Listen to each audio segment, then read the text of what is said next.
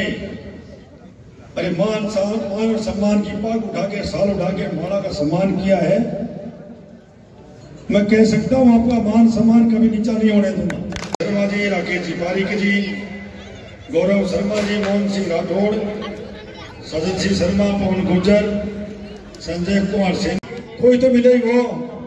बड़े तो एक ही आदमी है, तो बता दो 5 साल में कभी आपके ब्याह में, एक शादी में, किसी गमी में आया कोई?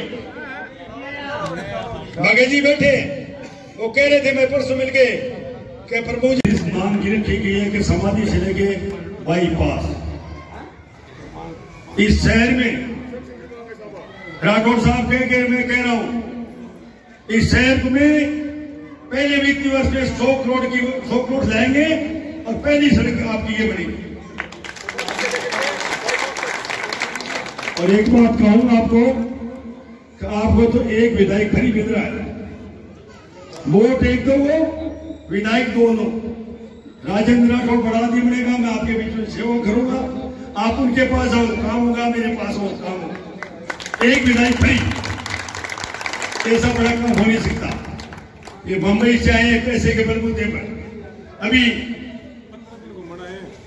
15 दिन में 25 दिन मांगा, 3 तारीख का ताला बंद करके चल जाएगा, मेरी गारंटी है। अभी दिन जी कह रहे थे कि पैसा है, पैसा क्या होता है? बिरले के पास पैसा था, एक बार गोड़ी घास खा की, अब जनता तैयार बैठी है, 5वीं बार बंबई भेजेगा, जनता भेजेगी, और मेरे पास पैसे हैं, मेरी जनता पैसा है। आज जनता का मेरा स्वागत किया है, एक छोटे से आदमी का ऐसा स्वागत किया है, मैं जिंदगी में नहीं बोलूंगा आपका ये स्वागत। आप सब लोगों के बीच में आके वक्त के साथ व्यक्ति में निखार आता ही रहता है।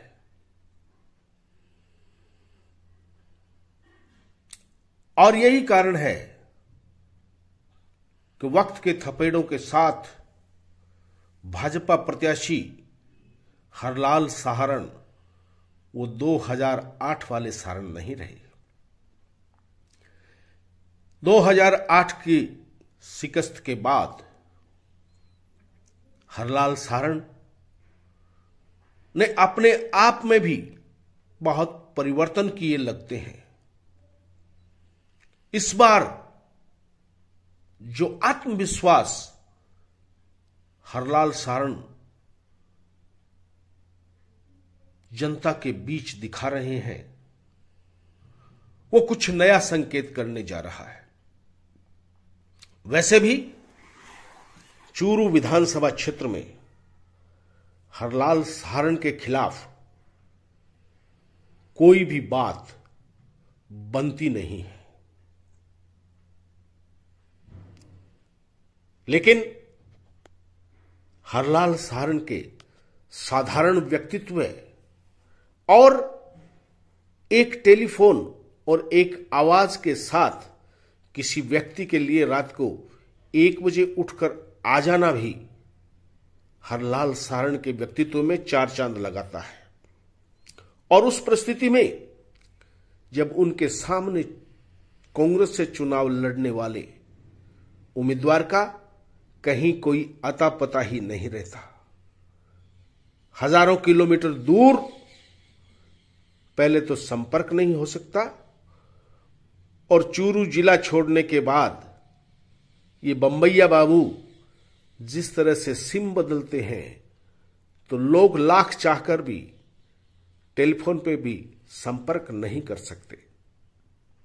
यहां उनके मुनीम गुमास्ते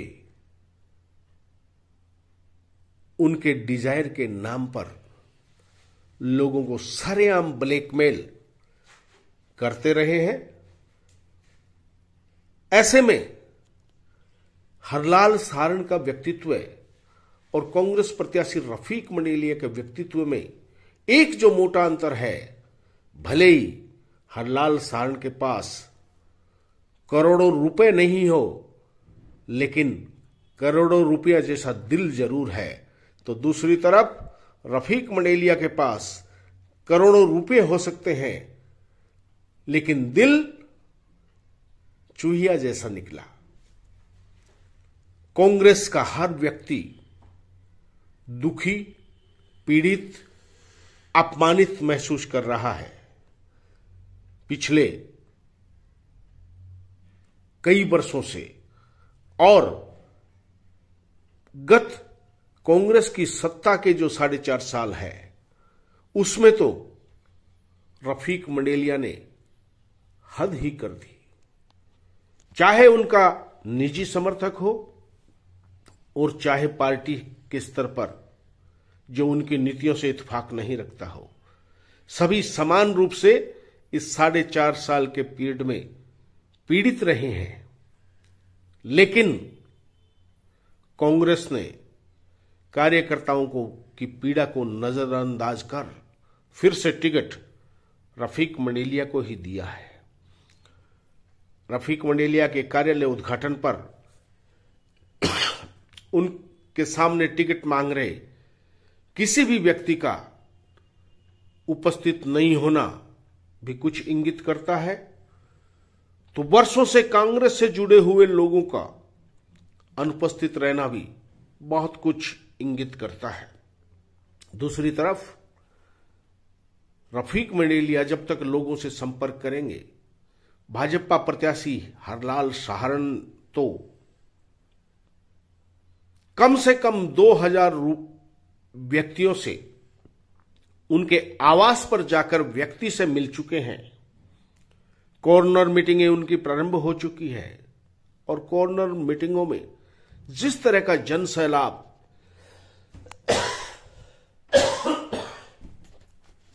उमड़ रहा है, वो आने वाले चुनाव में बहुत कुछ प्रकट कर रहा है। और सबसे बड़ी बात कि 2008 में जहां हरलाल सारण दबे दबे से, दूसरे शब्दों में कहूं तो भीगी बिल्ली का सा व्यवहार रखते थे, आज वही हरलाल सारण वक्त के थपेड़ों के साथ सीखते हुए एग्रेसिव रोल में नजर आ रहे हैं। गजब का आत्मविश्वास उनकी बॉडी लैंग्वेज में झलक रहा है। तो क्या रफीक मंडेलिया सिर्फ जाति के नाम पर ही चुनाव जीतने जा रहे हैं? अब तक रफीक मंडेलिया चुनाव में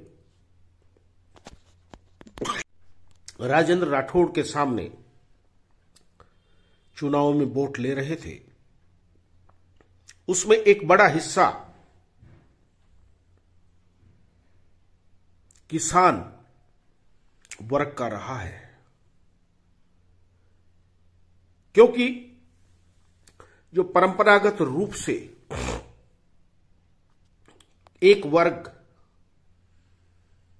का कुछ हिस्सा व्यक्ति से राजेंद्र राठौड़ के खिलाफ मतदान करता था, और वो भी रफीक मंडेलिया से अपमानित होने के बावजूद भी। लेकिन इस बार परिस्थितियां बदली है। किसान का बेटा ही भारतीय जनता पार्टी का उम्मीदवार बना है, तो निश्चित रूप से किसान वर्ग में तो उनके प्रति, हरलाल सारण के प्रति आकर्षण होगा ही। तो दूसरी तरफ पीड़ित, शोषित, अनुसूचित जाति, जो कांग्रेस का मूल वोट बैंक माना जाती है, शहर के अनुसूचित जाति के वार्डों पर अगर गौर करें तो हकीकत तो यह है कि कांग्रेस के पास बूथों में बिठाने के लिए विश्वासी पोलिंग एजेंट तक नहीं है। और हरलाल सारण अपना सारा फोकस अनुसूचित जाति, मूल ओबीसी की ओर किए हुए हैं। तो साथ ही 4.5 साल में 4 साल से नगर परिषद चूरू में जिस तरह से मंडेलिया परिवार ने लूट मचा रखी है और उसकी तोहमत सारी की सारी सभापति पायल सैनी पर डाल दी जाती है, वो भी इस चुनाव में पूरा असर दिखाएगी।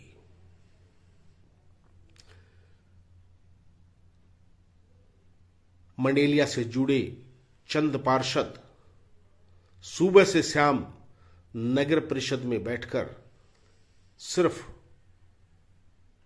लूट खसोट में ही व्यस्त रहे हैं। फिर भी मुस्लिमवाद के नाम पर कितने वोट ले पाएंगे रफीक मंडेलिया? क्योंकि मुस्लिम समाज में जो दबंग जाती है कायम खानी, उसमें रफीक मंडेलिया को लेकर भारी घुटन महसूस की जा रही है। हो सकता है नामांकन के अंतिम दिन 6 नवंबर तक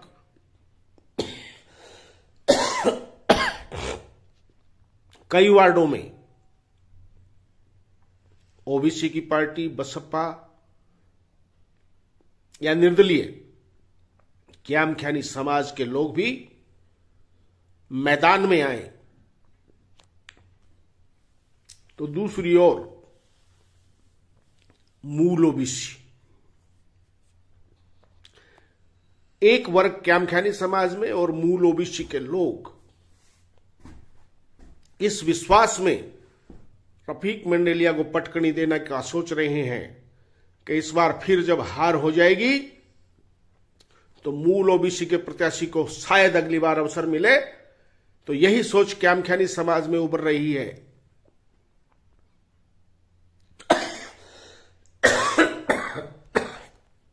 कि 1998 से जो चूरू विधानसभा क्षेत्र में गैर क्यामख्यानी को कांग्रेस ने टिकट देना शुरू किया है और मजबूत और संख्या में अधिक क्यामख्यानियों की उपेक्षा कांग्रेस को यह महसूस होगा कि भारी पड़ेगी, तभी क्यामख्यानी का नंबर आ सकता है। देखते हैं कहां तक ये सोच चुनाव में असर करती है, क्योंकि अभी तो चुनाव मतदान में समय बचा है।